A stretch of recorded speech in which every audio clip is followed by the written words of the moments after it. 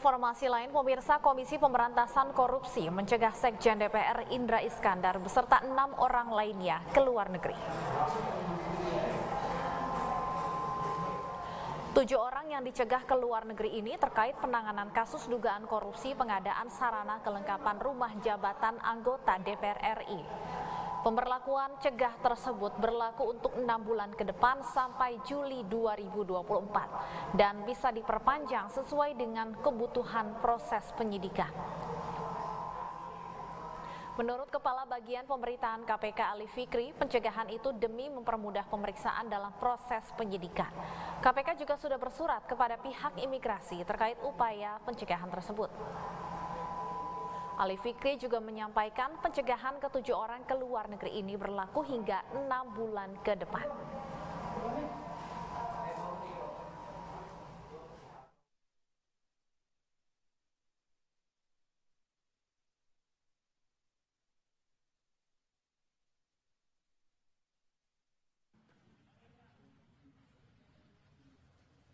Sebelumnya KPK mengumumkan telah memulai penyidikan perkara dugaan korupsi pengadaan barang dan jasa di DPR RI.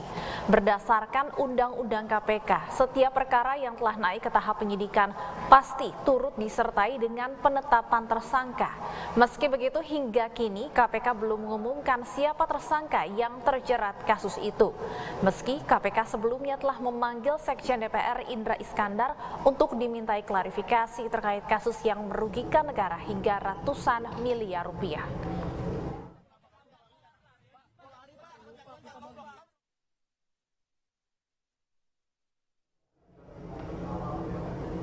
Untuk memperbarui informasi, kita tanyakan ke reporter BTV Ricky Harahap dan juru kamera Koel Joseph dari Gedung KPK Jakarta. Ricky, apakah sudah diketahui modus korupsi dalam kasus pengadaan perlengkapan di rumah jabatan anggota DPR ini?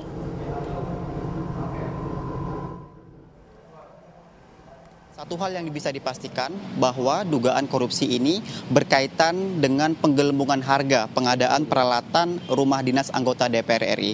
Hal tersebut tadi disampaikan oleh Wakil Ketua KPK Alexander Marwata pada hari ini bahwa dugaan korupsi tersebut terkait dengan markup pengadaan peralatan perumahan untuk anggota DPR RI. Meski demikian, memang tadi Alex tidak menjelaskan secara detail barang-barang apa saja yang harganya di markup dan untuk keseluruhan berapa anggaran yang di markup dari proses dugaan korupsi tersebut. Tetapi memang dugaannya kerugian negara dari adanya penggelembungan harga pengadaan barang dan jasa tersebut mencapai miliaran rupiah. Stefani, tadi seperti yang disampaikan di paket pengantar bahwa dugaan kasus korupsi ini sudah naik ke tahap penyidikan. Kalau di tahap penyidikan, itu artinya sudah ditemukan adanya unsur tindak pidana korupsi, sudah ditemukan minimal 2 alat bukti permulaan yang cukup, dan sudah ada tersangkanya. Meskipun hingga saat ini KPK belum juga menetapkan dan mengumumkan siapa saja tersangkanya.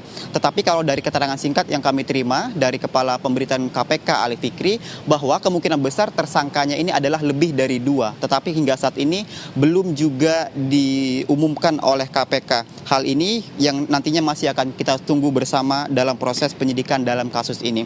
Salah satu upaya preventif yang dilakukan oleh KPK di tahap penyidikan ini adalah dengan melakukan mencekal. Ada 7 orang yang dicekal, salah satunya adalah Sekjen DPR RI Indra Iskandar. Kemudian 6 lainnya yang turut juga dicekal, yakni berasal dari pihak swasta, diantaranya adalah Hipni Hipudati, Kepala Bagian Pengelolaan Rumjab DPR RI, Tanti Nugroho selaku Direktur Utama PT Daya Indah Dinamika, Juanda Hasurungan Cidabuter selaku Direktur PT Dwi Tunggal Bangun Persada, Kibun Roni selaku Direktur Operasional PT Avengers Production, Andriansah Catur selaku Project Manager PT Integra Indro Kabinet, dan Edwin Budiman selaku dari pihak swasta. Jadi untuk saat ini di tahap penyidikannya sudah ada 7 orang yang dicekal untuk bepergian ke luar negeri selama 6 bulan ke depan.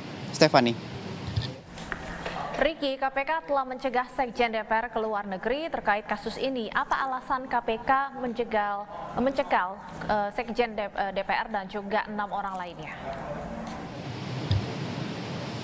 Ya, Stefani, kalau kita mengutip pernyataan yang disampaikan Kepala Pemberitaan KPK Ali Fikri, memang dengan dicekalnya 7 orang tersebut ke luar negeri, diharapkan nantinya bisa mengikuti proses pemeriksaan dan kooperatif selama masa proses penyidikan ini. Kenapa? Karena kita tahu dalam masa pemeriksaan, dalam menangani suatu perkara korupsi, KPK di tahap penyidikannya, sehingga memang kemungkinan besar kedepannya masih akan terus melakukan pemeriksaan terhadap saksi, melakukan pengumpulan barang bukti lanjutan, dan lain-lain. Jadi sehingganya dengan adanya pencekalan ini diharapkan bisa kemudian menunjang proses penyidikan tersebut dan diharapkan tidak ada barang bukti yang hilang ataupun tidak ada barang bukti yang rusak ataupun dihilangkan selama proses penyidikan tersebut dilakukan. Itu tadi yang disampaikan oleh Kepala Pemberitaan KPK Ali Fikri sehingga bisa lebih kooperatif dalam menunjang proses penyidikan ini.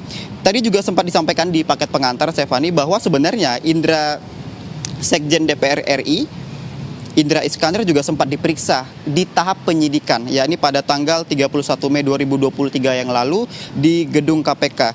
Dan ketika hari ini tadi sempat ditanyakan oleh awak media terhadap Indra Iskandar ketika mengikuti acara pelepasan pensiunan ASN Sekjen DPR RI di Kompleks Parlemen Senayan. Indra Iskandar tidak memberikan tanggapan apapun kepada awak media ketika ditanyakan terkait dengan kasus yang kemungkinan menjerat dirinya. Inilah yang nantinya masih akan kita tunggu, Stefani, untuk di tahap penyidikannya. Nantinya setelah proses penyidikan ini selesai akan diketahui siapa saja tersangkanya, pasal apa saja yang dijerat, berapa kerugian negara, dan kemana saja aliran dananya akan kemudian nantinya disampaikan oleh KPK di dalam konversi pers ketika proses penyidikan ini sudah selesai. Kembali ke studio, Stefani. Baik, Riki, artinya apakah sampai saat ini belum ada informasi atau rencana dari KPK untuk memanggil saksi-saksi lainnya dalam kasus ini? Dari informasi yang kami terima, Stefani, untuk hari ini memang tidak ada agenda seperti pemeriksaan saksi ataupun misalnya ke tahap penggeledahan sejumlah titik seperti itu di tahap penyidikannya. Kami belum mendapatkan informasi tersebut. Tapi tadi yang hari ini update terbaru yang disampaikan oleh Wakil Ketua KPK Alexander Marwata bahwa ia membenarkan dugaan korupsi yang terjadi yang melibatkan Sekjen DPR ini adalah berkaitan dengan penggelembungan harga atau markup pengadaan peralatan rumah dinas anggota DPR RI. Sehingga memang di dalam tahap penyidikan ini prosesnya masih terus berlangsung meskipun sudah ada tersangka yang seharusnya sudah ada tersangka dan belum ditetapkan oleh KPK. Inilah yang nantinya masih akan kita tunggu bersama, Stefani, bagaimana proses penyidikan ini akan terus dilakukan oleh KPK. Baik, terima kasih Riki Harahap dan Koel Joseph melaporkan langsung dari Gedung KPK Jakarta. Selamat bertugas kembali.